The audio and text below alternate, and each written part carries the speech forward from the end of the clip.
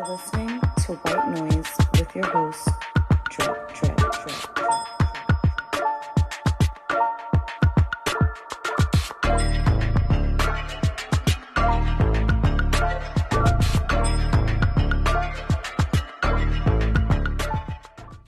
White Noise, year 2. We're back. Episode 5, I believe, starting off year 2. As always, I'm your host, Davis, aka Drip, joined by producer Cal, the founder of Black Wrestling. And this week, we are joined once again. Introduce yourself to the people because you can do a better job than I can. illfam79, the trans financial provocateur. I love it. Host of Something Else, exclusively on Black Wrestling YouTube every Wednesday with Lovely Laveau, talking to everyone in the world of wrestling about everything except wrestling. Yeah. Where's Buffy podcast again every Friday on the Black Wrestling YouTube, then on the Where's Buffy YouTube page. Big facts. Black Watch with him and Downtown Tony Brown every Monday here on the BRP Patreon exclusively. So make sure you check out Podfather Fam. The Podfather. Hey yo, I forgot. I was watching Def Comedy Jam on Black Reaction podcast stuff. I forgot when Martin would crack on somebody down there, and then he would crack on somebody up there, and he would be like, I was crying. Oh man, He was fried Flavor Flav. What it's the one I saw. Yeah. I forgot how many New Jersey Nets were there. It was Sam Bowie, it was Derek Coleman, it was Kenny, the whole squad. I got Did money. Sam Bowie get drafted in front of Michael Jordan? Yeah. That's great. That's right. It was Elijah one, Sam Bowie, and then Michael Jordan.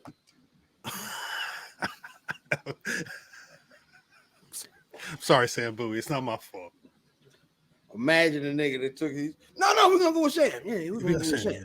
They had said they had Clyde Drexler. Why would we need Michael Jordan? Like, we have a two guard. Well, yeah, we got Clyde Drexler, and our colors are red and black. Because think about when the Timberwolves took Ricky Rubio and then Johnny Flynn. They're like, we did take Steph Curry because we just took Ricky Rubio, and we figured Johnny Flynn might be a better choice than Steph Curry. So, oh well, but can't predict. Last year, a fan joined us to talk about the MCU's upcoming slate, which was finishing up Phase 4, starting Phase 5. Right. And real quick, because Wakanda Forever just dropped on Disney Plus. I don't know if y'all have rewatched it. I just did last night. Did you see the deleted scenes? I didn't check out any of the bonus content yet. No. There's deleted scenes? There's a whole subplot of Shorty that got put out of the Dora Milaje usurping. Not necessarily usurping, but like she was gonna go to the water. Oh, you saw they had the one shot of her and with the people, whatever, but you didn't really get to see much of her at all. Right. Yeah. So of course she goes back to her original tribe or whatever. Right. And she's walking with the leader of the actual tribe. And he's like, yeah, we're gonna need you to take Shuri to the border. You know what I'm saying? Like M'Baku in the first movie. We can't have that little nut as our queen. She a nut, she's going through some stuff. Gonna take the queen from, you know what I'm saying? And she was like, no, I can't. What? You serious? Do what to my queen? Yeah, nah, they was like, you gotta get up out of there. I gotta check that out. Yeah, there's I think there's 4 scenes. The white dude that was the spy, the CIA dude. Yeah, Everett Ross, There's a scene of him actually getting his spy on, going undercover as some like UK nigga, which is funny because he's a UK nigga. Yeah. He was just being himself. Like, no, just stop the accent now. Right. That's what's funny. Like when you hear his like American accent, like it's pretty good, but like knowing that he's British in real life, it's like, oh, so like the American accent is like, see what I'm just doing here is like it's just like for them it's so easy versus Americans trying to be British. Like, same. Well, have you ever seen Den at Thieves when O'Shea Jackson Jr. has a British accent at the end? He's like, "You work across the street, right? Diamond exchange." No, I have not. Oh, you should have. It should be. What did he eat get ready for Cocaine Bear. Ice Okay. Because he's that nigga ate the bear. He just said, "Look, I gotta eat the bear." Because he put on weight when I saw him. He's in the Apple TV Plus show, the Kevin Durant show. Yeah, the Kevin Durant show. He's the Swagger, coach. I'm like, right? he's your Swagger. I watched the first couple, not bad, but it got shots to them for getting renewed. But I was like, he looked kind of, I guess for the role of like a person that used to play ball that could be a coach now makes sense. But for Cocaine Bear, he had more weight on there. I thought he was the bear. He's actually shouts to O'Shea Jackson Jr. because he's somebody you would want for something else, and he would only want to talk about pro wrestling. I think I want to do that version of it too, though. I would love to talk to like non-wrestling niggas about wrestling. O'Shea. Yeah, yo, him and I had the same birthday. He did good in Star Wars. In Obi-Wan.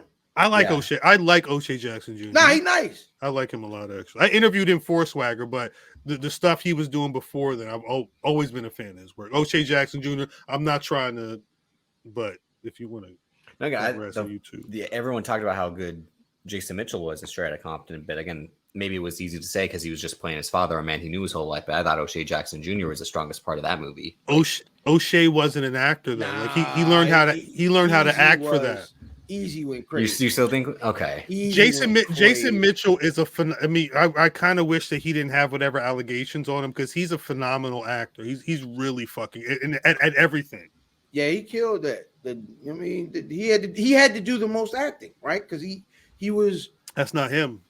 Right, and he was changed the most. Yeah. So it was the dope dealer, the street nigga, then the unconfident guy in the booth, and then the rapper, and then the goddamn AIDS patient. Yeah. That's a real trajectory. Yeah. So that's a real trajectory. He had to have some range in that one. Big facts. I'm sorry, Drew. No, but like that's the end of Phase 4 of Wakanda Forever, and I know you talked about it on Where's Buffy at the end of 2022. Yeah, I know how you joined them in the wrap up that, and I gotta rewatch 2 weeks away. Film though. 2 weeks away from Quantumania, which kicks off Phase 5, but in between, it's been quiet until DC shaking, I should say, everything up with who's in charge, who's Superman, who's not, and now this past week, we all watched James Gunn's PSA about what to expect. Jeez. For the DCU. They got rid of the E and just went DCU now. Good. Yeah. I for a while, because of what I do, I remember trying to figure out where DCEU came from. That was not from DC. That was just what people started calling it. They started saying the DC Extended Universe and they shortened it to that. It's not Marvel's fully behind the MCU. That's them. Yeah. So I like James Gunn and what's his name, Peter Safran. I like that they came in and said, look, what y'all was doing, that's cool. We have an idea and this is what it's gonna be. Why not? I'm starting to understand why the nigga playing the Flash keeps getting away with stuff because he's their linchpin. Yes, no, or yeah. Is he? We'll still see. No. That's still. Well, no. That movie has to happen. Oh, that movie has to happen. But I mean, like going forward, will he still be the linchpin? Yeah. No. They need the movie to happen. But this is when Warrior stuck up Vince McMahon for the main event. Yep. It's like we need you tonight. Because you have to think it. There's a lot of shit on his rap. I'm sorry. They have a lot of stuff on their rap sheet. From assaulting people. I've seen multiple videos of them in people's faces, slapping people to, taking indigenous peoples from their land and whatnot. And they people having to hold like tribal court, proceedings for this shit. Like Ezra Miller's done a lot, but that nigga crazy. One thing James Gunn made sure he said during that press event was The Flash may be one of the greatest superhero movies I ever heard or ever seen before. I forget what the exact quote was, but it makes it seem like that film is probably extremely important in regards to bridging, or not, I shouldn't say bridging, transitioning from the remnants of the Snyderverse to what they're planning with doing with the new versions of Superman and continuations of what we've been seeing so far. Well, I think in its original context, it was supposed to still be a reset of sorts, but not to the extent that it will be now with going from EU to regular DCU. Right. It was, and in a way, they could still keep the DC EU because he said Matt Reeves is Batman, and all this stuff that's in this year is Elseworlds, and that will become like Todd Phillips' Joker films will be Elseworld. Right. Yeah. Now, will the Elseworlds touch each other? That's an interesting question though, because I mean, if you have you got a whole Batman sequel and a whole Joker sequel, there's again have nothing to do with each other. Yeah, already. Because the stuff that came before it. The Batman sequel was supposed to have Joker in it. They at the very least Barry Keoghan is supposed to be a Joker, and yeah. I mean, there could, because it feels like the Flash film is going to play with some type of multiverse or some type of way to merge or expand what's going on here. You possibly could at some point. I mean, Michael Keaton's supposed to be in that film, and I don't even know what that DC universe is supposed to be. Didn't they nix? No, they nixed the Ben Affleck in Aquaman 2 cameo. If I'm not mistaken, because he came back at the end. It was like right after him and J-Lo got married. It was like Ben Affleck's going to be in Aquaman 2. And it's like obviously a post-credit scene. But again, this is with the idea that was like maybe the Snyderverse might still be the plans before James Gunn and Peter Safran really came in. I imagine. Yeah, just like the month and a half before they took over, Dwayne Johnson said Henry Cavill's my Superman still, regardless of what y'all say at Warner Brothers. And James Gunn said, well, if I'm going to be doing this, I want to start completely from scratch. And Henry Cavill, I like you, but you're not Superman anymore. I respect it. And nigga left a whole show too. And now this show sucks. The show sucks without him. So the nigga destroyed the whole show. And niggas are like, nah, never mind. That's the power of The Rock? Because that was the power, but obviously the box office power didn't. No, when I'm talking specifically because I mean that's for someone the power play of to walk away from a Netflix series that you were the lead in, and they not only had another season coming, but they're branching off of. He must. I don't know what The Rock was telling him, but he had a vision of love. He was ready to be Superman again. I had brought this up every time I talked about that. Henry Cavill he's not anymore, but was signed to the $7, the production team managed by Danny Garcia and all that. Like, I forget at what point he did. It must have been post Justice League when his career wasn't looking too bright. Then he got The Witcher. Right. He was amazing in Mission Impossible Fallout, but like him as Superman was on life support. It wasn't until the Snyder Cut came out that he kind of got his redemption arc. Just like Andrew Garfield got his redemption arc with No Way Home, that people were like, and I did like Henry Cavill as Superman from the start. I thought he was good. I like Man of Steel. That's the only version of his Superman that I actually thought was good. But people were ready to give him another shot, give Man of Steel 2 a chance. He's going to have to be the hero / villain of Black Adam 2 initially until that's scrapped to the side now. R.I.P. We will probably never see a Black Adam for quite some time. Fam, you good? I know some black. Do I know any black people named Adam? Teth Adam. That was his name. You mean I know, but the thing is that's just Black Adam. Like I didn't understand any of that stuff in that film, which kind of is why they want to do what James Gunn has in mind. But I wanted to guess. I was going to say maybe that's why I'm so intrigued about what this you're calling it chapter 1.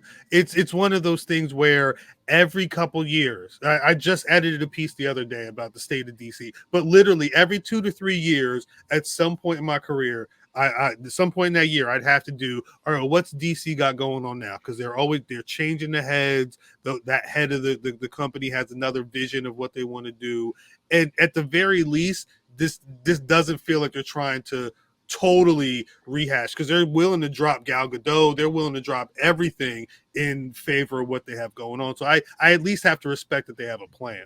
Hey, real quick, what the F is this? Harriet Tubman Demon Slayer? That's supposed to be like that sounds Abraham like Lincoln Vampire Hunter or Pride and Prejudice and Zombies. What are we doing? Demon Slayer. What are we doing here?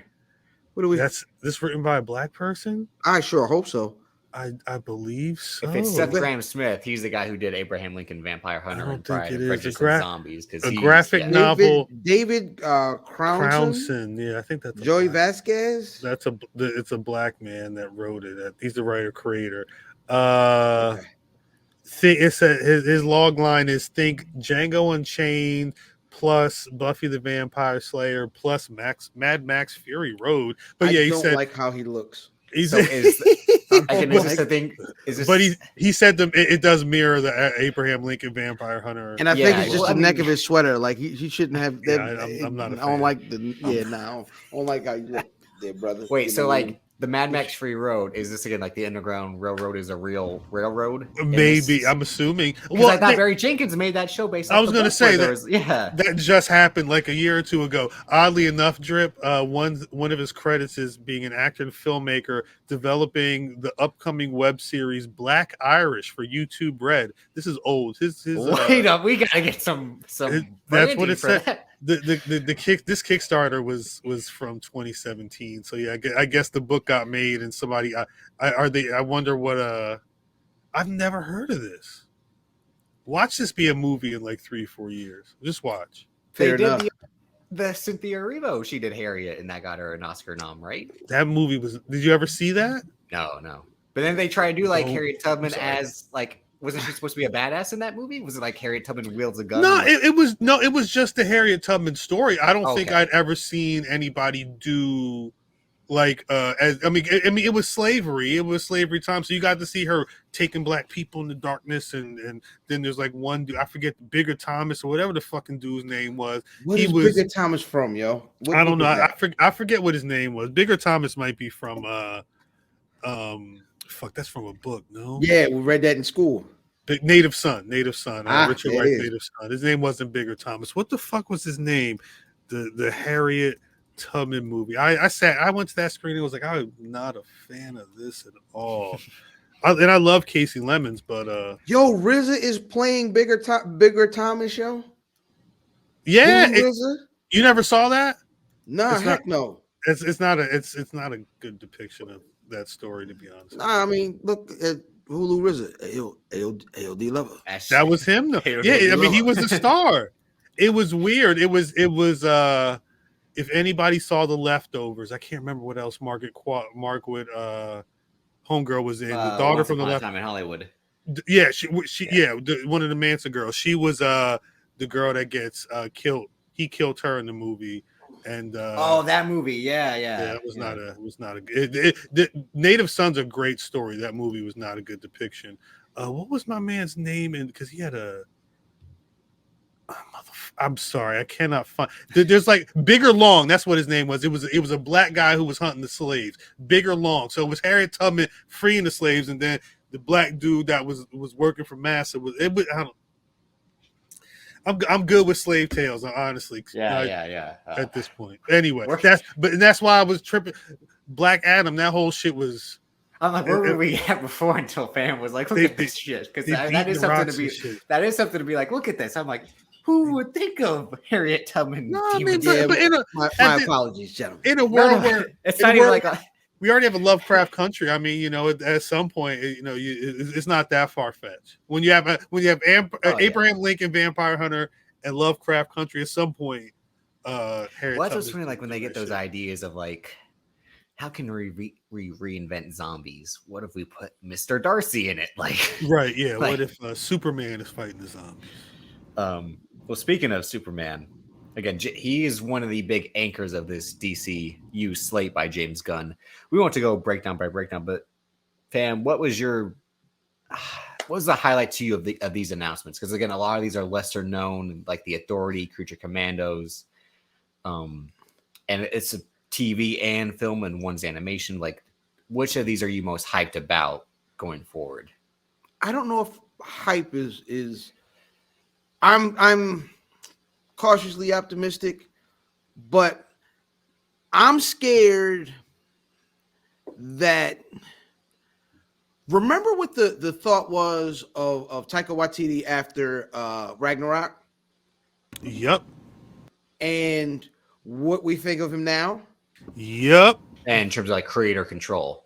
Yep, because they don't like that man no especially- more. Especially if you succeed, then it's like, oh, instead of giving you 50, let's give you the whole 100. Like in terms of it's your vision through and through. And then you end up with the goddamn you end up with the Boondocks Christmas play when you give them creative control. Harambe! Harambe! I'm sorry. And what I mean, like DC had this with you see the first Wonder Woman, which is really good, and you see Wonder Woman 84, and this isn't good at all. And Patty Jenkins had all the number leadway. of dollars they took to make the goddamn movie. That's the amount they paid to screen. It was like, well, it's the 80s. Yeah. Make it an 80s movie. Yeah. What about the story? Oh, don't worry. That what I was thinking. It was all story. Like, what about the action? I guess she can fight in the White House, right? Or the museum, whatever it was. Like, she did fight in the White House, yeah. Fam, that was... I watched it once and I never... I watched it that Christmas. And that's why I wanted to bring Fam on, because Fam does like everything. But also, Fam, were you a fan of the DCEU? Like, you were watching, like, the Flashes, the Arrows, Black Lightnings. I only watched Black Lightning. I only watched Black Lightning. But didn't you watch Titans or Doom Patrol? Were you checking those I watched Titans and Doom Patrol, but they're not in the same... But it was still DCEU content. It wasn't, again, like, this is what James Gunn's trying to fix, is stuff that's DC property will now fully be connected without the exception of Matt Reeves' Batman, which we'll get to at the end, and Todd Phillips' Joker because of the prestige and success those had on their own. And this other previous stuff like The Flash and Shazam and Aquaman, we'll see if that continues going forward after these films are done. That James Gunn says going forward, like, all the stuff I announced is connected, and whatever comes out after that will still be connected to this stuff. I'm curious about the Otherworld Swamp Thing. You know what I'm saying? Yes. Because we got this thing about stuff, especially stuff made in the 80s. We call everything a classic. A lot of these films aren't good films. We love them because of the timing.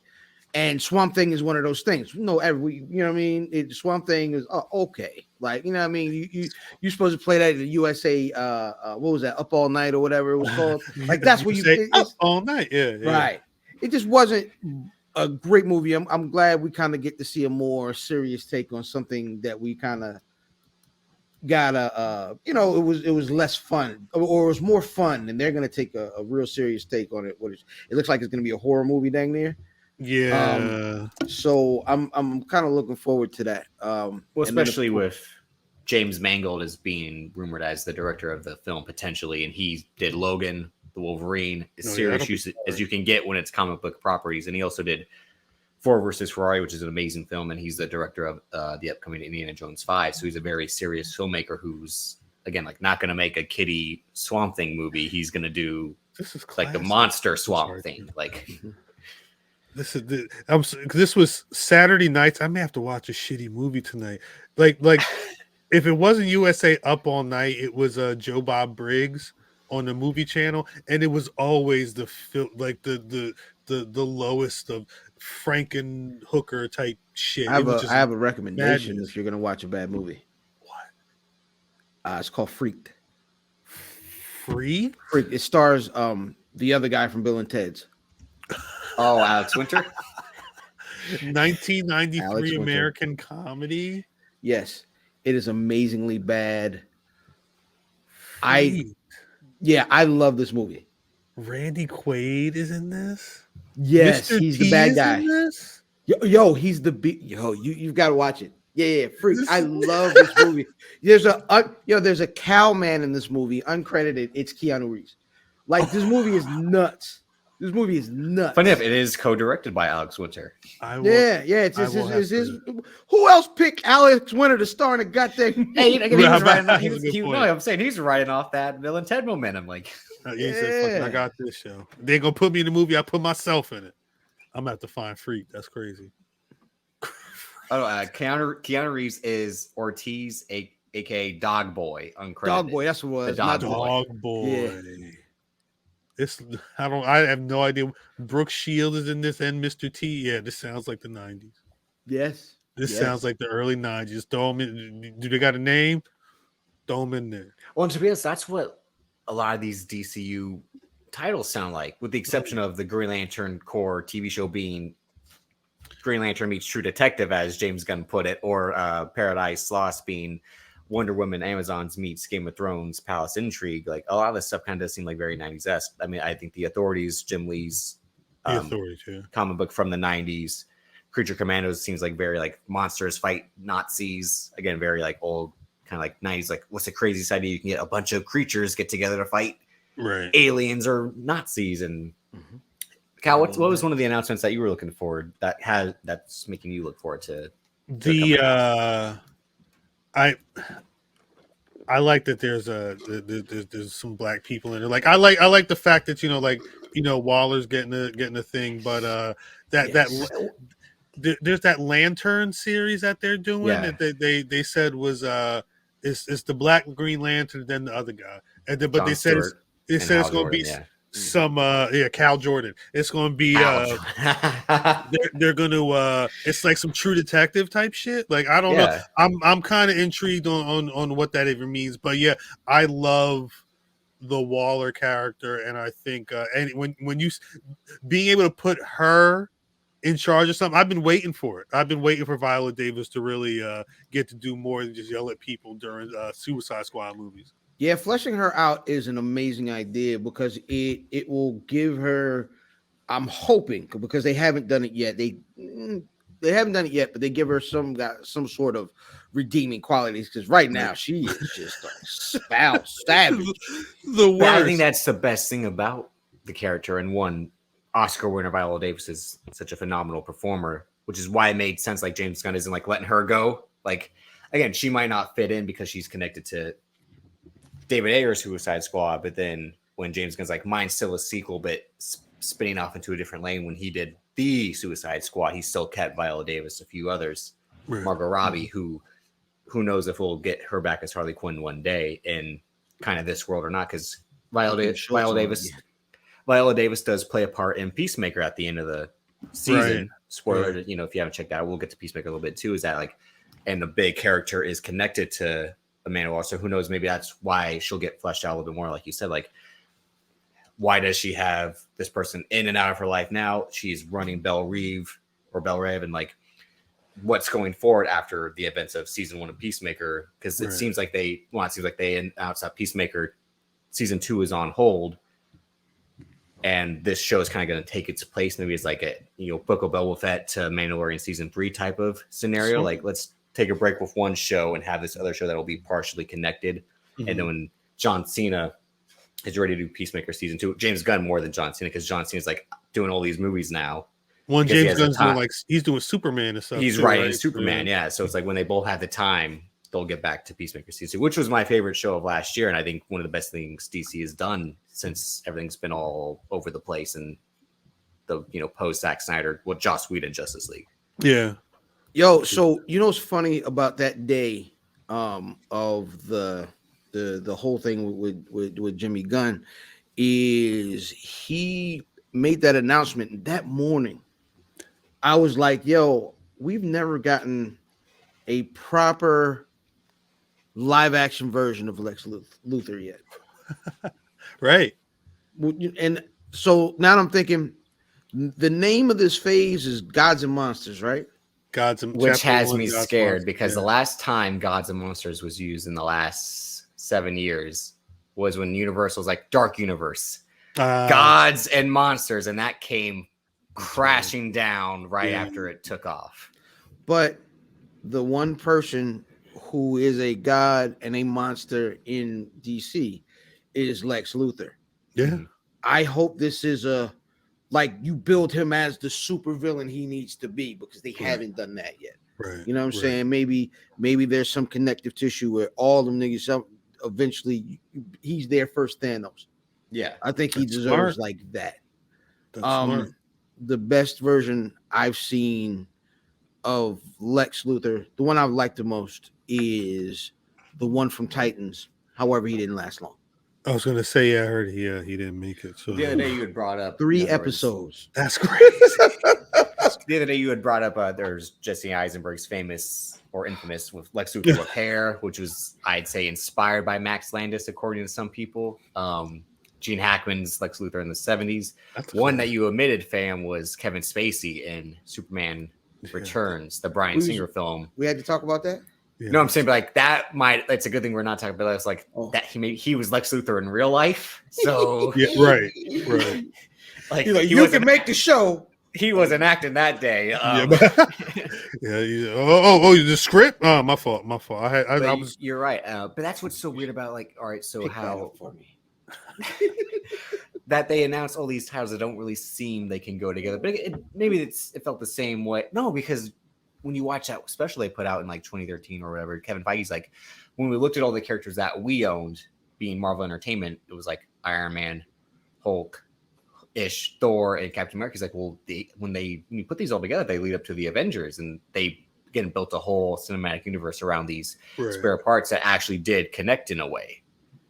And what James Gunn doing right now is like, again, there's no Flash except the one that's coming out this year. There's no future Flash, so I'm saying there's no future Wonder Woman with the exception of this prequel type show. The Green Lantern they're finally doing after Ryan Reynolds had his try and that flopped. Right. It's in like a new Superman, but this is much like how Tom Holland's Spider-Man was. We don't need to see the origin, or Matt Reeves' Batman too. Like, this is Superman that already exists, has been doing this for some time, and is just still trying to balance out Clark Kent and Kal-El. And when we get to the Batman, the Brave and the Bold, which is a Batman that's already exists, and now he has a son. We'll get to Batman. I'm saying when we get to Damian Wayne, we don't. Yeah. Now you get, instead of adoptive son, father and adoptive son, you just get straight father and son, daddy. Even though the last few portrayals of Shout Batman, out to Batman for getting some coochie. Ben Affleck and Christian Bale skipped over being adoptive fathers. Oh. Yeah. They made sure Christian Bale made sure it was Katie Holmes, Maggie Gyllenhaal, Marion Cotillard. He was making sure. But no, they don't play it. They didn't play Bruce Wayne, Superman. I mean, Batman is adopted father. Then now, like you said, like we'll get the actual son of Batman being a part of this universe, which is still interesting because there's something new on screen, which I think James Gunn was all about. Like, let's see stuff that's new, something that hasn't been done before. 100%. And I think he's coming at it from the Marvel perspective of like, that's why that worked, because people went in open-minded and it worked. The Guardians of the Galaxy worked, not just because James Gunn had the right tone for it, but it's like people didn't have prior iterations to like, oh, it's not as good as this one, as like you compare Reeves, Superman, Brown and Ralph, Superman, Henry Cavill, Superman, like this Superman isn't as good as the other one. But I think y'all feel like if one of these movies isn't 5 out of 5, they're gonna try to bring this is awful. I knew it. And this is the problem, right? The question is really, all right. Actually, let's take a step back. This is what DC is needed, right? Like for a while, people have said the reason that DC is losing is because Marvel's got this structure. They built from the ground up, and now they built this universe to the point now you could throw in different phases, different themes, and pull out all types of stuff. Pause. DC should have done this from the beginning, but DC banked on Batman, Superman, Wonder Woman to drive it, and they had a look, but they didn't have the universe. Every time they brought somebody in, I think they've tried to kind of sew in some shit to try and Shazam can do this and this, but like you don't have that base, so everything kind of falls apart. So you needed someone to come in and say, look, I get it. But just like the DC comics do, where every so often they'll restart and revamp everything, you needed someone to go to the NES and hit the fucking reset button and say, let's just take these characters and go from a base. Because once you get that base strong, you should be good if you're building it right. But the flip side of that is Warner Brothers Discovery has to have the confidence in James Gunn and Peter Safran, but James Gunn specifically, who is proven. I mean, those Guardians movies are seen as some of the best Marvel movies by a lot of people, and the Suicide Squad was seen as one of the best DC films of however long you want to go back. So they got and Peacemaker, facts. They have the power players. You just have to say let's give it some time. Here's your plan. Let's go to movie 4 or 5. If we're not seeing sometime, at the very least, because they need to really win back the people. So I wouldn't even be focused on, damn, this movie wasn't a blockbuster compared to this. Like, you really have to be like, are the people, are the diehards rocking with the story?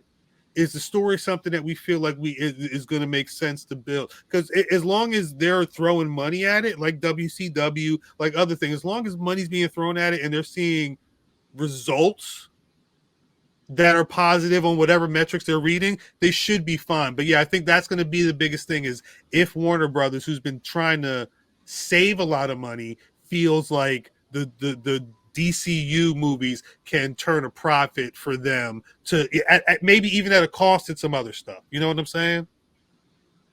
But it's really on them to be they have to be thinking long term, just like James Gunn and Peter Safran, in which with business and creativity, it don't always mix. Mm-hmm. I think there ain't no 100%, right? Right. No, 100%. 100%. There is no 100% in this situation. It's some executive, because you saw how much they axed. They killed, was the Batgirl movie. They killed that. They threw that out a while ago. It was done. That movie was made, and they said, we're not putting this out.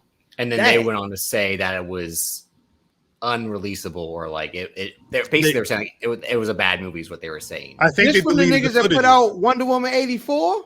I think James Gunn and Peter Safran, want to see. Yeah.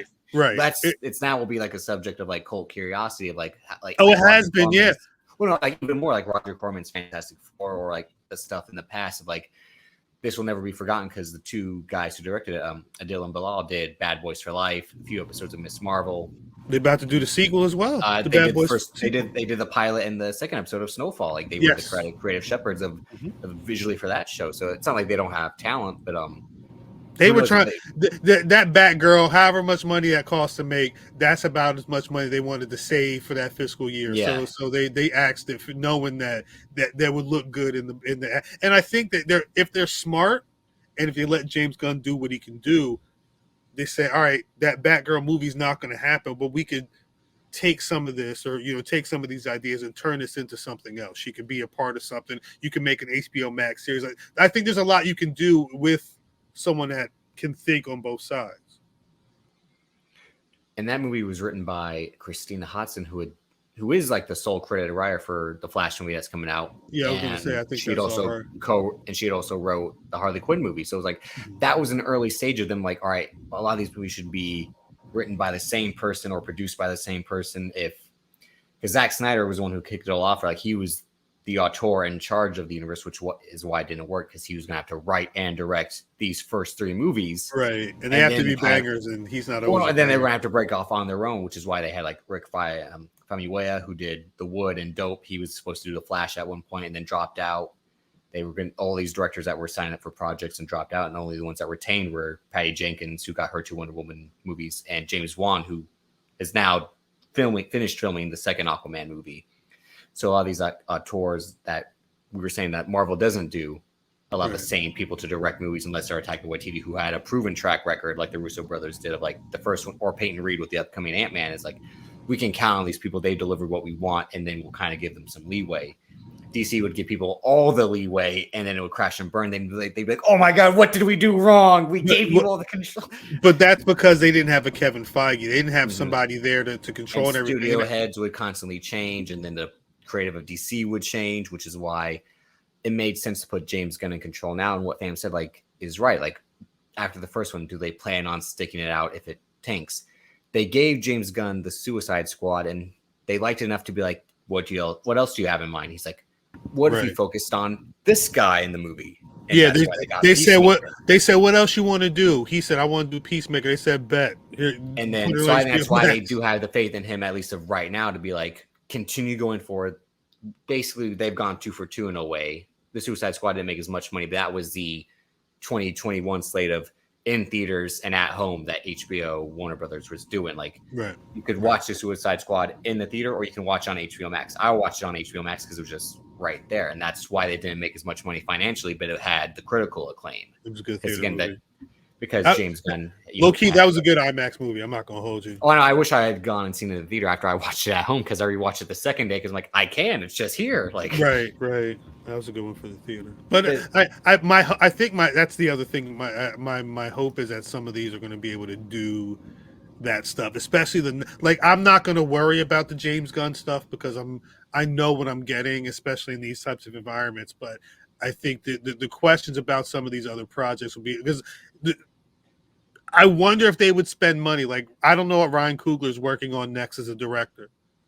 They talking about a Black Superman movie at some point. Could they make a Coogler Black Superman Elseworlds film where it's just like that's supposed to be Ta-Nehisi Coates and J.J. Abrams working on that. Yeah, we'll see. When you say J.J. Abrams, I'll say okay. Well, J.J. Abrams is this guy whose name is constantly attached to things that either don't get made or. Let me know when the trailer hits and his name is there. So Ta-Nehisi Coates does the official Black Panther podcast, right? Yeah. Yo, it feels so. You think I have an accent? Ta-Nehisi Coates is actually from Baltimore. I haven't heard him in a while, so. You can hear it. I love it because he's not. So he's your Ryan Coogler. Yo, because Ryan Coogler, he's when I hear Ryan Coogler talk, I'm like, oh, I knew tons of guys that sound exactly like Ryan Coogler. They sound like CJ. Shout out to Public Enemies. They sound like CJ. But like, you listen to that podcast, is Coogler talking to Coates, and it's funny because it's accent on accent. But like, so like we were in the water. And I was just, like we were filming the scene, and like, I got Letitia right here, like, and she. No, it's like they showed him talking before the movie came. I was like, well, I wanted to approach the sequel to Black Panther. I was like, and I'm like, damn, like, sheesh, like, you from the Bay Area, like, nah, that nigga from the Bay Area, super yayed up. No, but that makes me wonder. I'm really interested to see because they didn't do a lot of stars, directors. That's why like this whole thing is just like it didn't get my like hype meter up super. Like I said, there's nothing to get hyped about because it's just like this is what we're doing. We don't know who's doing it yet. The only real tidbit is that James Gunn is writing the Superman movie, and Peter Safran's kind of hinting like maybe he should direct it. That's the thing. I think it's even more so than that because Marvel essentially does this. They'll now announce their slate. When Kevin Feige announced that stuff, what was it last year, last fall or whatever? He talks about stuff, but a lot of it is just kind of this is like you don't know what's happening in a Blade movie right now, but you're hyped because there's a Blade film. We know. I think the biggest takeaway is. They gave these two guys the keys to the car, and they're entrusting them to get them where we need to go. Because of who's driving, it's going to be a cool ride. And if they let them if they let James Gunn organize the DCU like they let him do his thing in the Suicide Squad, I think we could be in for a very interesting thing because even though he's looked at as like the funny guy with the action, and I mean for me, like he's got his chops in like VHS horror and stuff like that. Yeah, he's also stuff he was famous for. Yeah, he's got a heart, and I think you can see that in the Guardians film. So I think it knowing that he has that range as a creative, my hope is that as a coach, as a playmaker. The play caller, I should say, he's going to be able to because he looks like he's down the mixed genres. Like it's more about building this idea up as opposed to trying to give you multi-cajillion-dollar films each time out. You'll get there, but you got to establish what people are going to be, getting for the next 5 to 10 years. And that's why Peacemaker works so well. Like he took this guy who's basically kind of an all-right incel. Whose father's a white supremacist and made him this redeemable character after he's with a group of people who point out like his flaws and like you got a good heart, you don't have to be this asshole because you were raised by one, and that's like the chemistry with him and Adebayo when she makes him a better person. Basically, she's like, you're better than this guy you have been your whole life. Like, you should be who you want to be. Like, again, it's because like James Gunn comes with this hard story. Like, the whole point of Star-Lord as a redeemable character, and now and Drax and Guardians 3's into that. It's Rocket Raccoon's, redeemable arc that will be coming on the big screen. But I think they did pick the right guy to shepherd this stuff. And his choices, again, are just stuff that is either underseen, or he can, like, since this was the guy that made the Guardians of the Galaxy, like these big time stars, maybe he wants to do that treatment again. Like, these are the characters I think are cool. And once I put them on the big screen, all y'all will think they're cool. It's that let's just not do another Green Arrow movie because there was a Green Arrow show. Let's not do another, Wonder Woman movie because she just had 2 movies. Let's spread it out a little bit. Everyone can shine. I think you're right, and I think but it's also I think he's attacking it from a couple of positions. I think he at the base it's let's create what the DC version of the Marvel formula is, whatever that is for this iteration. But in that, we're also going to make sure that we're not doing what Marvel does. It's not we're not going to be trying to make the Avengers 2. We're going to be doing our thing. It's going to feel different. It should look different. And the hope is that just like AEW, the people who aren't feeling a WWE product anymore and they want an alternative, maybe something that's going to be a little more dark, something that's a little more funny, a little more, adult. There's a whole other section over here that can serve them in other ways that this other people can do. Am I the only person that hated how I don't even know how to put it. I didn't like the DCEU cinematography. Everything was like shiny, weirdly shiny, like a gloss. I take all that off. Like, make a regular goddamn movie. I don't want to watch no goddamn Hype Williams superhero movie. Okay. Well, the only one that didn't look like that, it was the best one to me, was Aquaman. Because it was so bright and colorful, and it looked like a cartoon come to life, really. But that's James Wan's style. He's an underrated filmmaker in that aspect. I mean, he makes great horror films, but like his Fast and Furious movie too was extremely different from the Fast and Furious movies that came prior.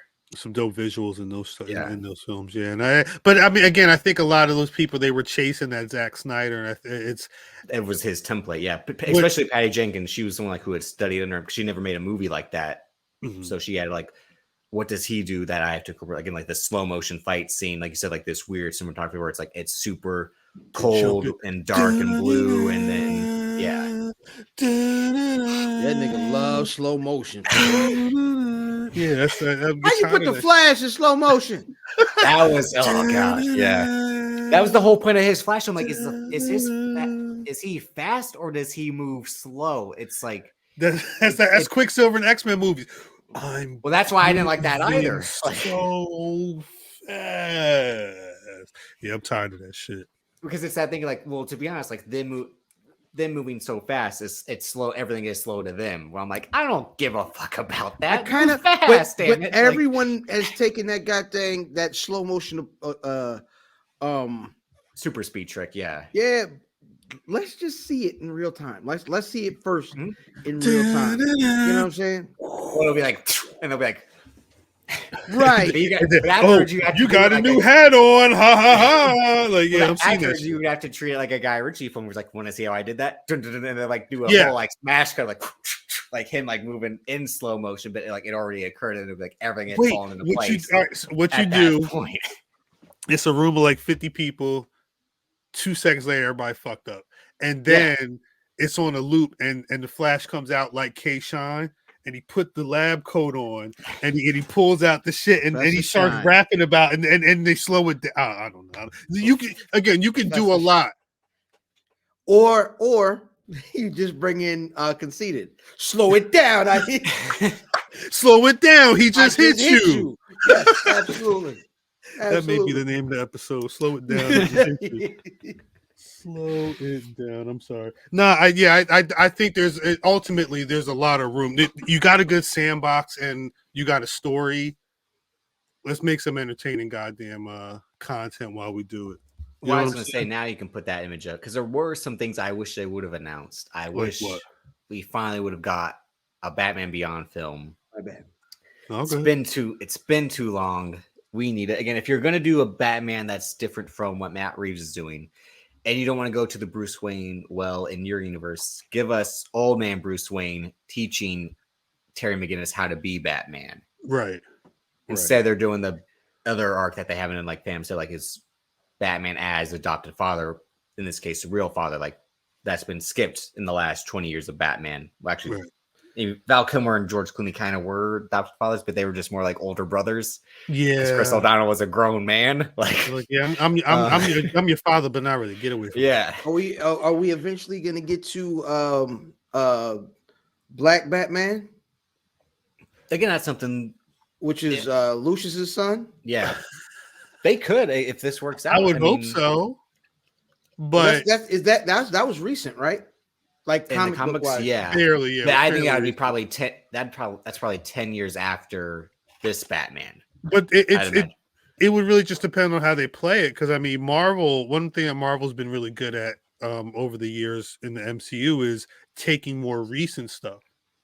I mean, Nick Fury being Samuel L. Jackson is straight from the Ultimate Universe of Marvel. That wasn't that old when he first started doing it. At first, it was David Hasselhoff. Facts. But I think the iterations of Thor, there's a couple of them. They were like they take them from the more modern takes of the. I don't and DC is wild on their own. I don't know if that the movie Supergirl story is a modern comic. Shout out to my guys at the Black Variant X and Van. They broke it down. Okay. This slate as well, and Richard Newby, who I think works for the Hollywood Reporter, and they're into the comics, so they're like, a lot of this stuff is more recent or from newer stuff, kind of older comics. But that Supergirl story is the most recent in terms of like it came out, I think, in the last couple of years or so by Tom King. And it's again a completely different take on Supergirl. She's much more like dark and vicious compared to how Supergirl's portrayed as like Superman, but a woman. Well, I think with the way Marvel's been doing it, they've been borrowing from the new stuff in the comics, but you can also tell that they've been influenced because like if a Doctor Strange movie's coming out, there's going to be a new Doctor Strange, either iteration or some type of comic that's going to come out a month or two beforehand that'll kick up around the time it comes out. I'm wondering if DC is going to.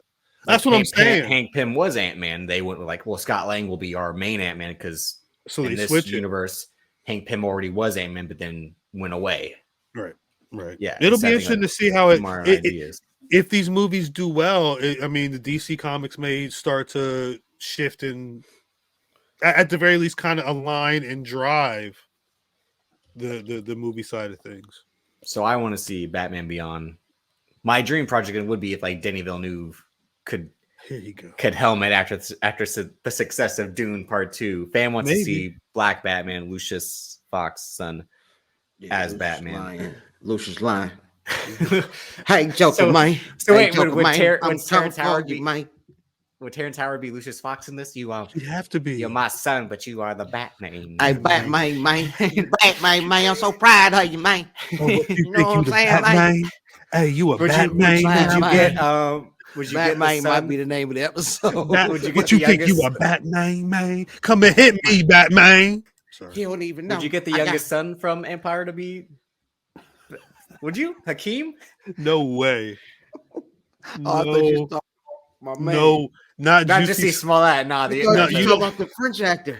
You know what's crazy? No. About Bashir Y. Gray, I think. Yeah, like him. Terrence Howard thought he could make a new Mav.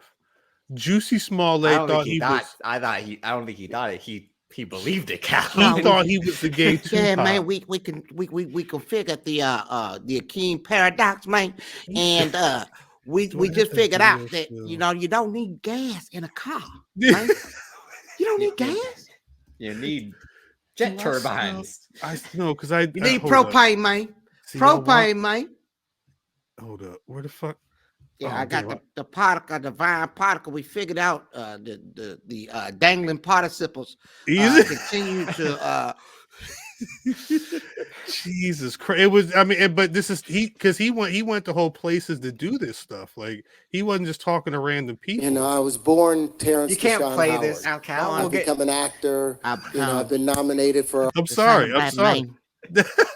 I don't want Terrence Howard taking this episode down. Like, it's just a fertile ground.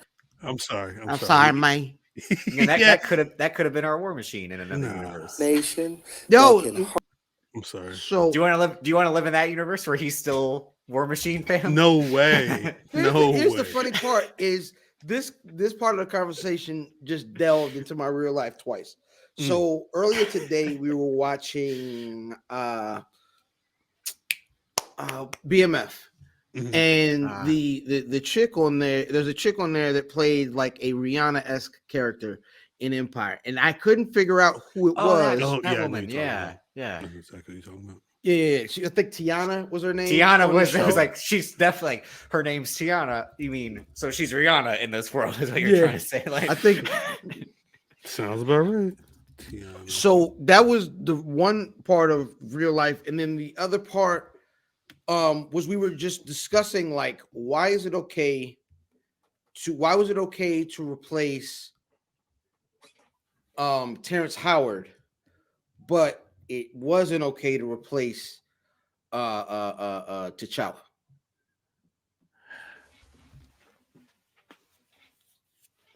With of course like obvious he's an a-hole and we don't like him being the answer with Terrence Howard.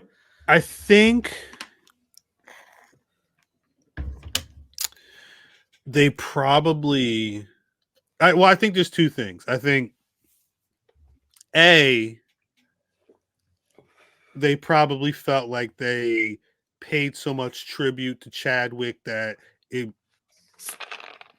may not they may not have felt right replacing him as Black Panther, but because of what he did, how he passed, what he meant for the situation, and I think honestly, to piggyback off of that, the movie was coming out during a post Spider-Man No Way Home, this multiverse thing. Like it's talking about using recent comics. Like sure, he wasn't Black Panther that long ago in the comics. Like it was probably a 1-2. Like we don't want to we feel like we may be disrespecting if you make the wrong decision, because if you who would be the Black Panther? I mean, maybe a good question. Like who would you cast to be T'Challa? Terrence Howard, man. See, and here you go. That can remove. You see, man, we have a different kind of society away from America now. We don't have to. You talking? Talk for him.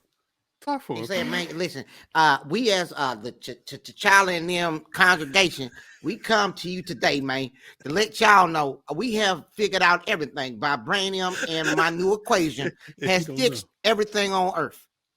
There is no more global warming. We have a titanium alloy that merges global colding with the vibranium that will actually solve racism. So you will not even hate niggas no more, man. But no, I was talking about this with Banks too, because like I said, I rewatched Wakanda Forever, and I'm like, they recasting wouldn't have been as bad a decision as we think it would have been. Because again, he's not an actor like you said, like Terrence Howard, who's being an asshole and asking for more money than what's deemed necessary by the studio in terms of like, well, he's not that big a draw to warrant this big a salary. Or someone like Johnny Depp, who has allegations and then gets kicked off the Harry Potter spin-off sequels. It was nothing like that. Or an actor's like, I only agreed to do one. I'm not doing another one no matter what. It wasn't anything like that. It was an unfortunate passing that the reason that I think they stuck with Letitia Wright is just like how I just brought up. Sure, he was or is Black Panther in recent comic arcs. So like they had that to lean on. It's like, well, this is a great backup plan instead of like recasting another actor and keeping on. And it fits with what they're doing. I mean, every Marvel film before that has been some type of changing of the guard. Mm-hmm. So Thor. T'Challa Jr. wasn't that big of a. He was already in it. I believe The original story Ryan Coogler said was it was supposed to be like a lone it wolf was supposed and to be more cub type about of that, story. right? Yeah, it was supposed to be like him and his son on the run or on an adventure together. Like I don't think his son gets kidnapped. It's just for some reason his son's constantly with him the whole time. It was specifically about that relationship. And I don't think the more really had factored in yet. No, his original idea was like T'Challa and son on an adventure outside of Wakanda. I think the mama may still have passed though. Yeah, it was about the blip and him grieving the loss of time with his son. Because it would have been 5 years, right. Yeah. So it was. I think they were saying that the theme was still grief, and it was the first movie is a father-son story from the perspective of the son. Now it's a father-son story from the perspective of the father. And I think that's what they were going for in the second. Well, no, that's what they said that they were going to go for in the original. That's script. what Coogler was saying. That's on the Wakanda podcast. You know what I mean? Send the check. And that's the thing. I had rewatched Black Panther for the first time on Tuesday in a while, and it's still great to me. Like it's still 10 out of 10, and 10 and their 10. But like everyone will like constantly pick apart the T'Challa character. Like again, he's too noble. Like what's his arc? He doesn't really have one. It's like no, like he's. They said in the trailer, which is why I always thought it was great, that he was a good man trying to figure out how to be a good king, and that's the hardest story to tell compared to like. In another world, he's Michael Corleone, a good man who's corrupted by the power of being king and the darkness. And, he can become his father and like kill his own brother, leave this child behind. T'Challa was too much of a good person to allow stuff like that to carry on. And that's why he was so anti what Killmonger was. And as much as we love what Killmonger is doing, like the uprising and giving power back to the people, the T'Challa character still has a great arc too, because he's like, I'm going to do what should be done by my standards, and at the end he is been influenced by, you are right, we don't do enough.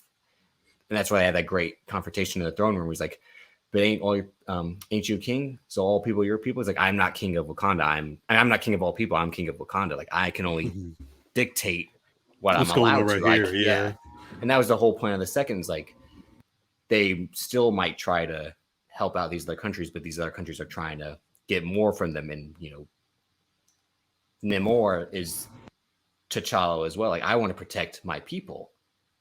Like Namor. And it's still a really great film. I don't think it's as good as the first one. And it's like either second or third in my Phase 4 rankings. But I think Wakanda Forever still turned out great, considering again handling grief and setting a new having to make a whole new movie. Yeah, for real, and make something that because it's not only propelling the future Wakanda, but he added a whole major villain and like the Ironheart. Like, you got like Ryan Coogler. Ironheart's got a series. Yeah, I mean there's a lot that had to go on in that film. A lot that went on, mind you. This could be the new DC. Batmayne versus Superman, man. Batmayne. Hey, Batmayne, what about your mama, Batmayne? Hey, man, Superman, how you know my mama name, man? How you know my mama name, man? It's hard out here for a Wayne. Oh, Jesus Christ. On that note. Well, fam, we got some news to get to, so before Cal and I wrap up, we'll send fam off. Thank you for joining us this week. What do you got to plug, fam? Don't you worry about what I'm playing. Don't you worry about your business. Your goddamn. You know what I'm saying? Listen, of course, man, we said it all already, man. You know what I mean? Wednesdays, something else. Thursdays, Black Wrestling Proper. Fridays, where's Buffy? There's Monday's Black Watch. Yeah, Monday's Black Watch. There is a documentary in the works. There's a lot going on in my life at this point. That being said, man, illfam79 on your social media choice. The trans financial provocateur, worldwide renowned. Y'all know me. Thank you for coming through, brother. Appreciate it. Thank you. Peace. Salute. Bye, yeah. Watch this. Bam.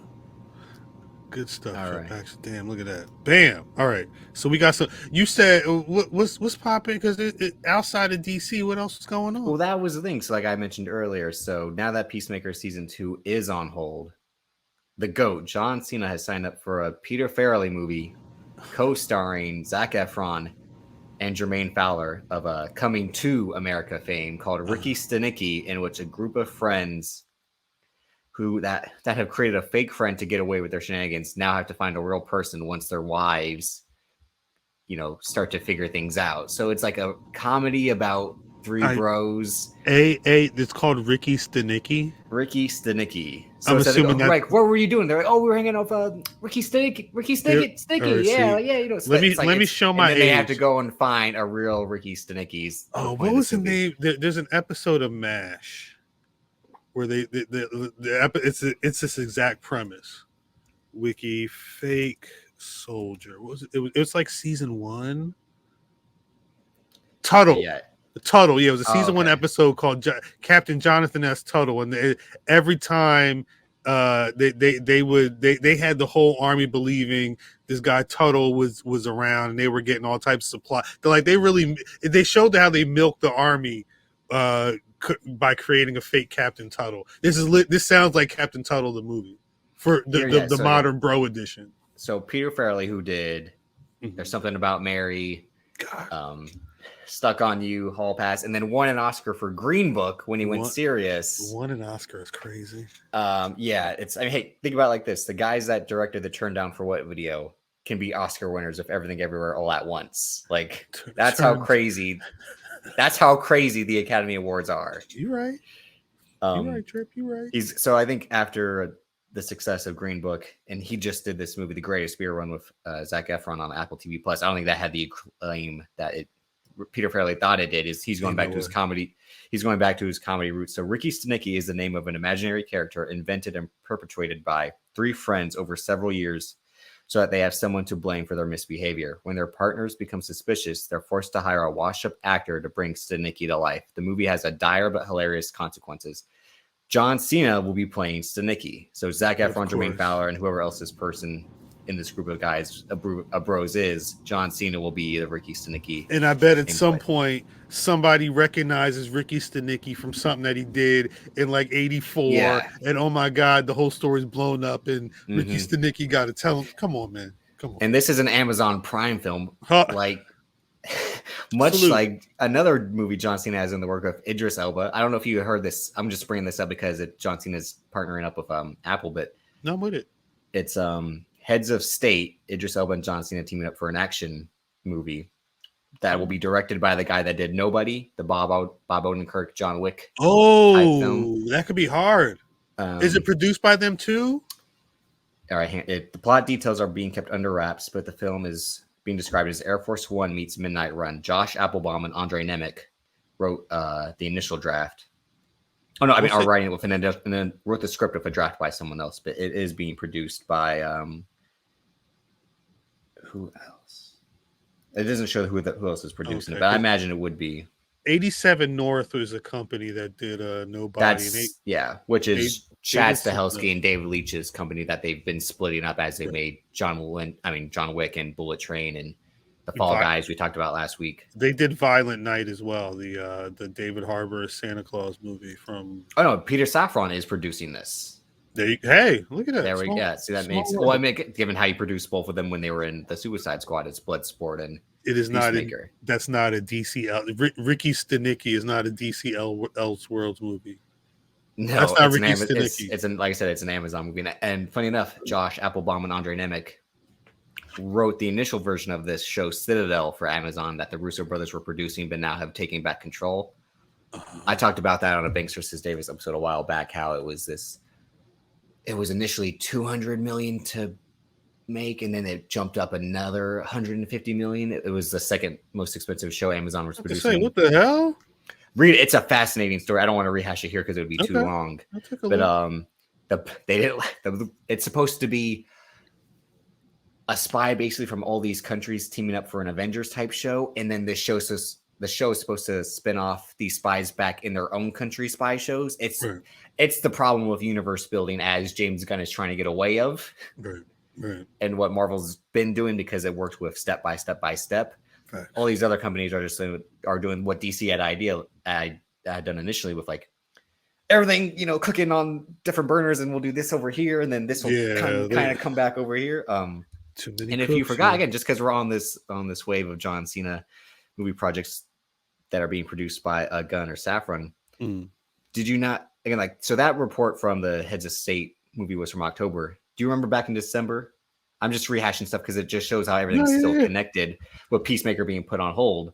John Cena has to buy his time, and I mean, obviously he's not wrestling like he used to. Here you go. Him and Jason Momoa are teaming up for a rowdy action comedy, Killer Vacation. That's on Hulu? No, this will be this will be a Warner Brothers. I did not hear about this. Okay, so it's written by Mark and Brian Gunn. Do you know who their brother is? It's James Gunn's people? Yes, it is. Yeah. That makes sense. Well, I mean, what if? Because it's just funny how all these things are working out. Where there's a Safran Gunn John Cena project constantly in the rotation. But because people always work with the same people, like who's that guy that The Rock works with to make all those movies? Hiram Garcia is his main. That's his right. That's his right hand. But it's somebody else. What was Bo Flynn? I believe would be his primary producer. Rostam Marshall Thurber. Yes, him. Yeah, that guy. Well, that's all right. Well, I mean, that's much like Kevin Feige controls all these directors to the MCU. Dwayne Johnson has 3 guys he'll control at the director's chair. Rostam Marshall Thurber is one of them. Jake Kasdan is one of them, who did the 2 Jumanji films and is doing the upcoming Red 1. Right. With Yom Colette Serra was the next guy in that lineup because he did Jungle Cruise, then Black Adam. And it seems like he had a miserable time making both of those films with Dwayne Johnson. So. But I spoke with Ross and Marshall Thurber once, and he told me it's basically just like The Rock has an idea. I write the movie. And when you watch these movies, it's like, when you watch these movies, it's like, it's Red Notice, it's Skyscraper, but I mean, the movies these are all, you're the Somebody, third string quarterback who's being asked to start, and you're not a starter. Yeah. No offense to put down Ross and Marshall Thurber, but I'm there, but I bring him up to say, that's how it goes, like you said. Yeah, the relationships. What you build with somebody, and we can work. These are the wrong type of relationships to have, though. Is what I'm saying. It's but again, not everyone can be Scorsese, De Niro, Scorsese, DiCaprio, Coogler, Michael B. Jordan. It unfortunately doesn't all work that way. Sometimes you get these. Sometimes you get some gun club tag teams or some stuff like that, facts, big facts, super duper facts. But what was the other story that I was gonna bring? We don't have a Goss Watch this week. So I mentioned him earlier. So Guy Ritchie dropped a trailer for his new film, which is Guy Ritchie's The Covenant, to differentiate himself from The Covenant 2006, one of my favorite bad movies of all time. I was confused for a second. I ain't gonna cap. That movie's about male witches dealing with their powers and all that. I'm fascinated by Guy Ritchie's obsession with the troops all of a sudden. I was going to say, this is just like a war movie, right? Well, all right. So Guy Ritchie, everyone knows, is Lock, Stock, Two Smoking Barrels, Snatch, Rock and Rolla, Prime, the auteur of Brit crime, in my opinion. If you think of Brit crime, you think of Guy Ritchie and his slick style and telling things out of order and the lingo and all that. But over the last few years, he's kind of gone in a direction where he's like a director for hire, but he still has his style. He did The Gentleman, which you and I loved, and that was him kind of going back to his roots. Right. And there's a whole TV show about that in the works. Word. He did Wrath of Man in 2021, and that was a remake of a French film. And that, again, there's this whole plot where, the main plot is Jason Statham looking for revenge for his murdered son. But before the third act of the film, it's revealed that these group of ex-soldiers are the one doing these bank heists because their country didn't pay them enough for their services. They're going to use their skills to rob banks, which is basically Den of Thieves. I was going to say, yeah, that sounds Guy Ritchie made Den of Thieves in 20 minutes in that movie instead of 2 hours and 20 minutes like Christian Gudegas. But I love both. I love both. And The Gentleman is still on Netflix. I think Wrath of Man is on Paramount Plus. So check those out as my recommendations of the week. But yeah, so Guy Ritchie's doing this movie called The Covenant. Jake Gyllenhaal is a soldier who, on a mission gone wrong, is concussed by the Taliban, and the interpreter on the mission saves his life and rescues him and takes him back to where he can be flown to America. And then in like the current day scenario, Jake Gyllenhaal is at home, kind of dealing with this PTSD in a way, or this guilt of being saved, and this guy's still trapped in a country that is now on war. And so Jake Gyllenhaal is trying to go. He asked to go back to the country to break this guy out of the country and bring him home as like a debt for a debt. Is this based off a true story? No, again, like Guy Ritchie is just writing. He just made that shit. Yeah, these soldier film. But again, I'm like, he's become Michael Bay now, where he's obsessed with the military because his next movie is announced as a World War II film, which is The Ministry of Ungentlemanly Warfare. Henry Cavill, who we talked about earlier, is the lead star. They had great chemistry in The Man from U.N.C.L.E. on HBO Max. Check that out as well. Again, HBO Max, I would always say they need to sponsor Banks vs. Davis, but they need to sponsor White Noise now. Facts, please. Isaac Gonzalez is in the film. Alan Ritchson's in the film. Henry Golding, Henrik Zaga, Alex Pettifier, Carrie Elwes, Hero Finds Tiffin, Babs Asalankama, and Till Schweiger. And this is like, again, a group of what is like going to be the first ever Black Ops unit in history fighting the Nazis. But I don't know if the tone of this will be Guy Ritchie charming or very serious. But again, he's working like Guy Ritchie and the troops. It's on his mind. Like sometimes you get stuck in a phase. I get it. Like he's like obsessed with the military because there's a show right now on Epix that I haven't checked out, but the trailer looked intriguing, which is that Rogue Heroes. And that was created by the guy who created Peaky Blinders. And that kind of is like a soldiers during World War I or World War II, like creating the first guerrilla warfare techniques or something like that. It's like they're the outcast soldiers who create like what we now know today is like these insane tactics that actually work. Right. Big facts.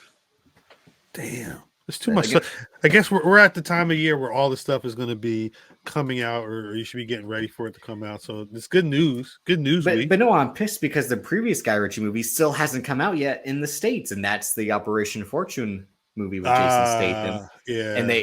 It was released in Dubai, which made me just think like, was this supposed to be a Dubai or Saudi movie to begin with? But there was a whole thing where the villains of the movie apparently were Ukraine, and given what happened with Ukraine, they tried to like edit it out of the movie or like delay it until that's kind of quieted down. Like it was released internationally, but it's still put on hold in the States, and it might be just a straight to VOD film. That's an XTX thing too. And that was the other part of it too. Is that XT, and that was also the bigger part of it, is that STX, which is like structured and stuff. Which is holding like that Michael Mann, Adam Driver Ferrari movie hostage in a way. Is like, you know, all these movies that they have and they can, they're like, well, we can't release them yet because we're going under new management. Like, damn, I didn't realize that was happening. I didn't realize that was a situation. Okay, that makes sense. These are all like pure, like, you know, white noise core movies. Yeah, if I were to be like, what's white noise core? It's like auteurs, their style, cool. Like, you know, like we talked about it with NWR's Midnight Cowboy, Copenhagen Cowboy, different film, and all again with the wrestlers I talk about. Those are like, you know, the pillars, white noise, yeah, pillars of, you know, Mount Whitemore, Rushmore of wrestling. Mount Whitemore. No, yeah, you're right. But even I still have like the Ricky Starks and the Carmella Hayes on there too, like my style of wrestlers. Yeah. No, I just think it's funny. What's the Mount Whitemore of an entertainment? It's just like, it's definitely a guy. Well, when we aesthetics do, here's when this, because two things need to happen. One, that Jason Statham Operation Fortune movie needs to come out this year. And so does Matthew Vaughn's Argyle film starring Henry Cavill, which John Cena is in as well. And that's again, like, this is all a Venn diagram, people. And I've talked about that, where that movie has a fake author for a book that doesn't even exist. No, this is where, like, when I'm not high, but this is when I get super talkative. I was about to say, this could be this is the stuff that I'm trying to teach y'all. Like, you won't listen. Watch when Logan Paul main events WrestleMania, and they'll be like, damn, Drip was right. And I'll be like, just like I was right about Cody Rhodes being a bum, and you didn't want to hear it. Logan Paul's main event in WrestleMania, Drip, I'm gonna go to Minnesota. I'm gonna fight you. No, why? Because I brought that evil on you. Like, yeah, who wants to see? Nobody wants. I don't want to see it, but it's gonna happen. Like, they can count on him. I'm mad that he's a good. Like, again, like, everyone's mad that he's such a good wrestler. No one likes this guy as a person. That guy sucks. Anyway. But was there any project, like how I said, Batman Beyond, which was huge in my childhood. Is like, I don't want to be like, that's my Batman, because I got to see kind of like the animated series and the original films. But like Batman Beyond me was like so cool and such a different take on Batman that like, you know, this futuristic Batman who was more in common with Spider-Man because he's this teenager who's trying to balance life as Terry McGinnis and as Batman. That's why, and Spider-Man being my favorite superhero of all time is why I have been waiting so long for a Batman Beyond film. To hear that not be announced hurts. But was there a project that from your DC fandom that you would like to see that wasn't announced? Well, you know what's funny? I wasn't thinking about it until you said it, but and these were all stories from before. They announced a lot. The one thing that I thought was going to happen that I've heard nothing about, and I'm assuming that means it may not be happening anytime soon, was that Michael B. Jordan produced Static Shock film. Oh yeah. If anything, that would be Elseworlds. I wanted that, to but believe we didn't get any. There was no whiff. Like Creed 3's coming out in a month. Can't wait. He just did SNL like that. If you wanted to prop something up that was happening, now would have been the perfect time to be like, Elseworlds. We are getting that Static Shock film at some point. That's going to be a part of this or whatever. I hope it happens. I think that's why they didn't. Is like he's on the Creed 3. You think it's too much? And they're still and James Gunn has had this announcement in the works probably for the last 2 months or so. He knew what he was going to talk about. So I think maybe like Static Shock right now is probably on pause again. Like that he went on to say like that Ta-Nehisi Coates J.J. Abrams produced Superman is still being worked on. It's just when we know more about that, it'll be announced. I imagine the same thing's probably about Static Shock as well. Once they get Elseworlds figured out, like Matt Reeves officially said the Batman Part 2 is what they're gonna be calling it, which I think is brilliant to keep up with that. Like, yeah, that fits like a Part 2 style with his noir detective saga. I like that idea. Mattson Tomlin is coming back to write, even though he didn't have an initial credit on the first screenplay because it was rewritten by Peter Craig, who, funny enough, had an original credit on Top Gun Maverick before Chris McQuarrie rewrote it. You know, Peter Craig is the son of Sally Field. I did not know that. So yeah, but so Matt Reeves and Mattson Tomlin are gonna write the Batman 2. Obviously, it seems like Pattinson's returning.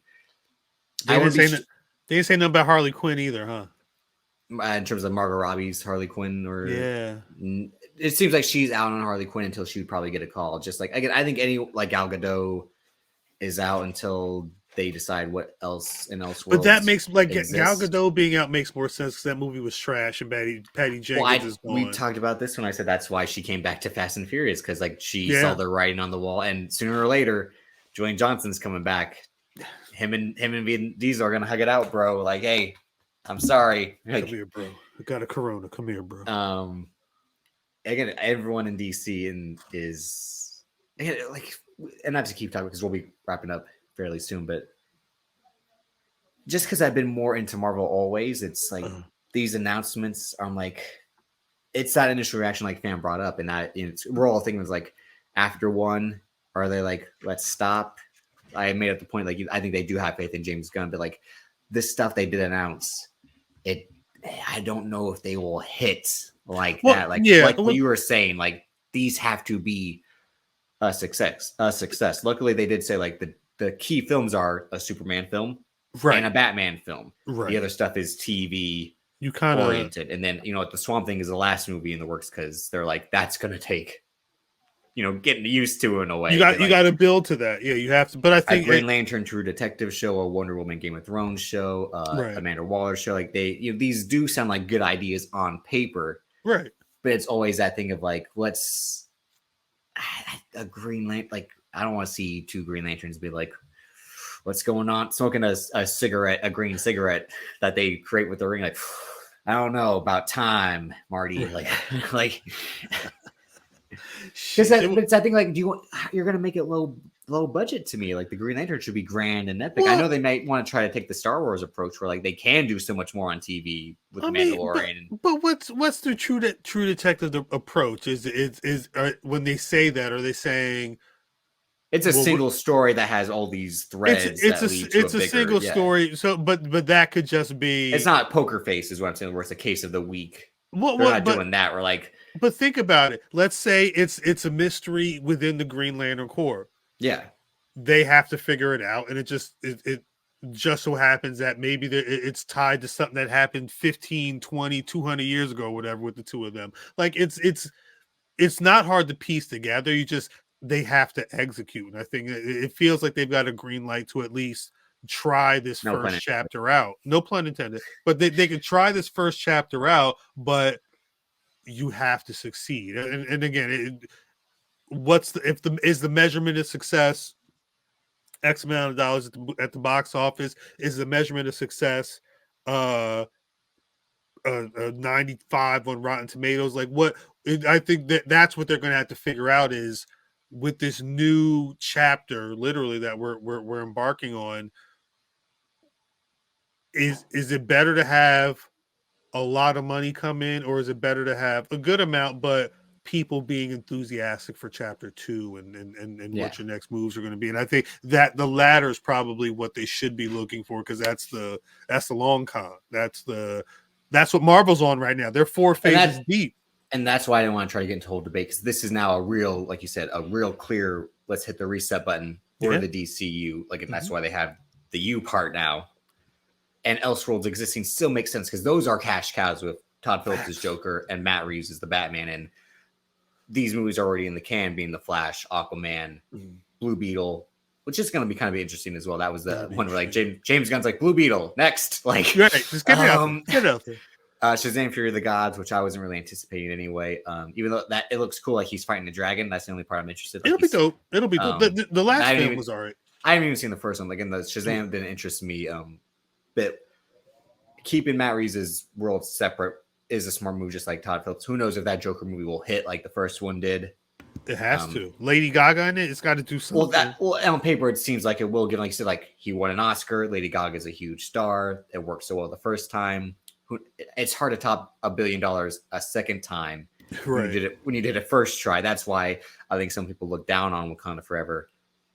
On the whole picture, not within the film itself, is like it wasn't as big success as the first Black Panther. Was that the Chadwick Boseman factor into it, or is it because people are down on the phase 4 of the MCU in this whole thing? And even I would say that's in the good half of the phase 4 stuff, not the bad half. It's that thing where now Marvel's trying to keep up, and like we are only a few weeks away from Quantumania, which is going to kick off phase 5, and the Marvels and everything else we're looking forward to. Guardians 3, in which that wraps up James Gunn's tenure in the MCU, which is the funny thing. As this man's like, here's what I'm going to do over here. That's still his pinned tweet on Twitter is that trailer. He knows what's going on. But over there, I'm finishing up, just like Dave Bautista's out in the press right now being like, yeah, after this Guardians movie, I ain't coming back no matter what.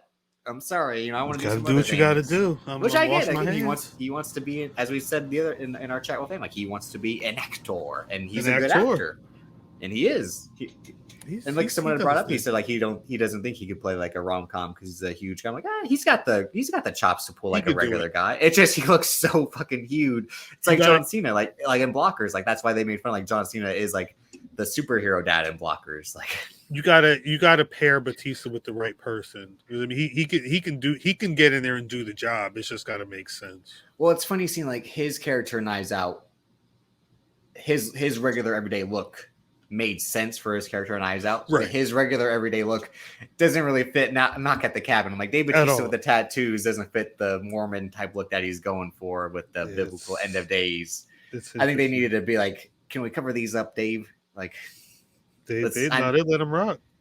Them shits is rocking in the film. I don't know. I don't know what they were going for with that one, but that's for another day, unfortunately. But it was good to have Fam on again. It's funny, the 2 times Fam's been on, even though he was on briefly for the Ray Liotta tribute episode. We talked about Goodfellas, but we've had Fam on to talk about 2 comic book movie slates. So it was him and Sham for the MCU, and there was him this week for the DCU. That's his movie stuff. Slate. And that's why I wanted to invite him on, because he'll talk about this a little bit on Words Buffy, but not as much. And I think he is right. A new Lex Luthor, a real proper Lex Luthor, would be interesting to see in the MCU if he would be like their Thanos, and like it leads.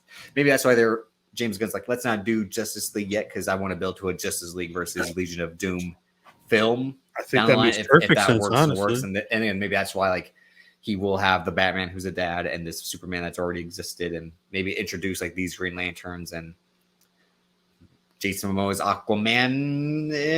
Who knows if he goes that route? But yeah, again, thanks to our fans for joining by. I'm hoping we have a special guest next week as well. We'll have to wait and see.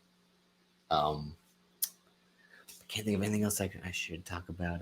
I thought your man was supposed to be here today. That's the week. No. I said I initially had him scheduled for the week after the Super Bowl, so we could talk about the Fast 10 trailer and all the other trailers coming out during the gun. Okay.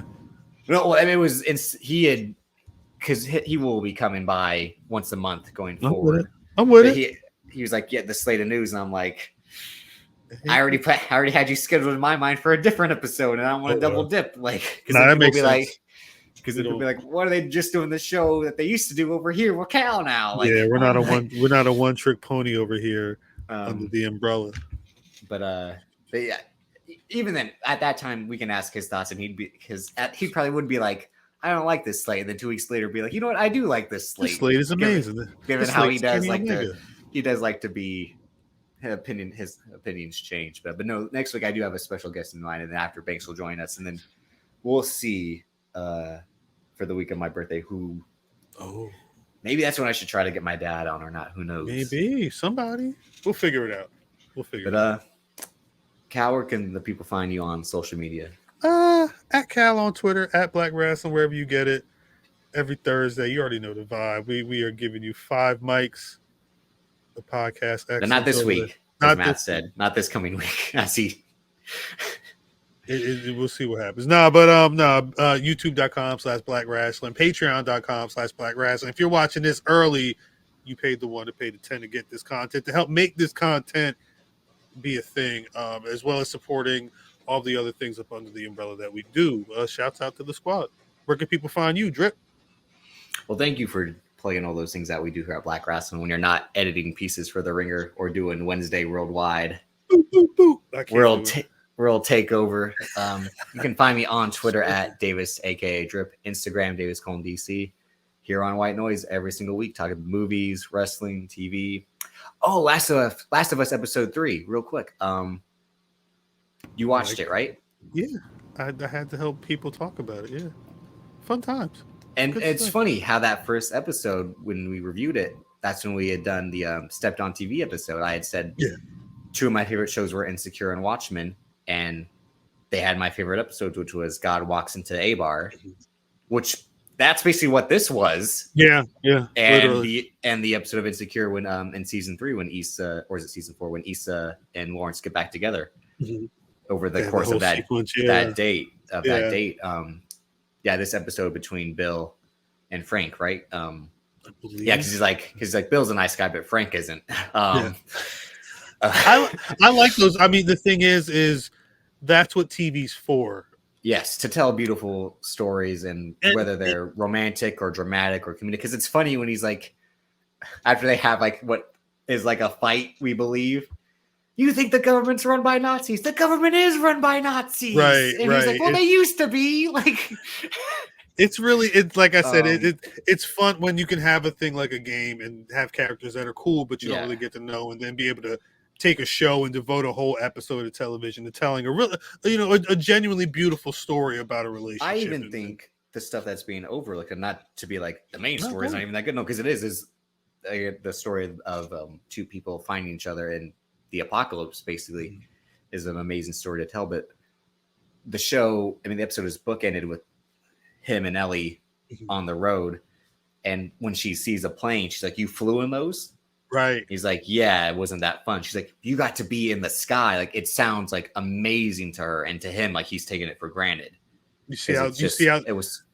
And then at the end, when they're in the truck, he's like, "It's a piece of shit Chevy." She's like messing with everything. It's like brand new to her. She's never been in a car. Exactly. And it's that dynamic of like his old grizzled vet and her young precocious teen. It's a beautiful story to tell that as well. It's beautiful in its own way, because the simplest things to him is like the world to her. Think of how quickly, like we're like a generation or 2 away from not knowing life before cell phones. Oh, I know. Yeah. You know, one thing at least I grew up in it, like my mom had VHSs, so I got to you posted that image on your Instagram story the other day, like all the different VHS cases. I'm like, my mom had some of those that had 3 movies taped to a tape. That was she had written in pen. Like, here's the main one we watched would be The Princess Bride, Willow, and I think it was the original Parent Trap. Damn, I think we watched that one a lot. Yeah, that's a good double feature with just like an amazing. The first 2, The Princess Bride and Willow. Yeah, that's a really good swords and fantasy. Yeah. Damn. But yeah, what am I going to do for my potential spawn? I'm going to be like, here's a USB drive. Yeah, you know what I put on here, or here's a microchip that you put in your. Right. It'll be the oldest thing in your collection. Will be like a Fire Stick. By then we will be paying gas with our Bitcoin. Like, it won't be one pump. It'll be all the pumps. It'll be a drop of blood for your. Oh, you're saying we're gonna go in time, where we have time is our currency? Like, I mean, yeah, time is our currency right now. We just don't realize it. Yeah. But I think they are paying for our time with the 1 or the 10. So they are. That is. Yeah, I could be playing the game right now, but I'm talking to you about these damn movies. It's all time. You can play the game anytime. I could actually play the game right now. If you could do both. You could be like, huh? Yeah, I could. The conversation. If I'm playing, when I play Smash Brothers, we're gonna get out of here. When I play Smash Brothers, I play 5-minute. I'm playing 5-minute intervals, like just practice sessions with it. But during that 5 minutes, oh wait, what happened? Like as I'm going on the tangent of Amazon's Russo Brothers show Citadel. See, so they rewrote and refilmed the pilot. Oh shit! Yeah, it would be a lot of that. It would be a lot. We could do it, but they're making the Gray Man at the same time. That's what's happening. It would be something like that. No, it would really be some nonsense like that. Again, I am the Jay White Boy of BRP, the sensitive lover boy, the certified sad boy, the Prince of Dark Notions, the Vanilla King, the White Wolf. I can't say I guess I am the Winter Soldier, to be honest, right? Like I am Drippy Barnes, the Winter Soldier. Like, shout out to the droplets. Shout out to all y'all on the Patreon, paying the 1, paying the 10 on the YouTube. If you're watching this a week later, I appreciate it anyway. We'll see y'all next time. Peace.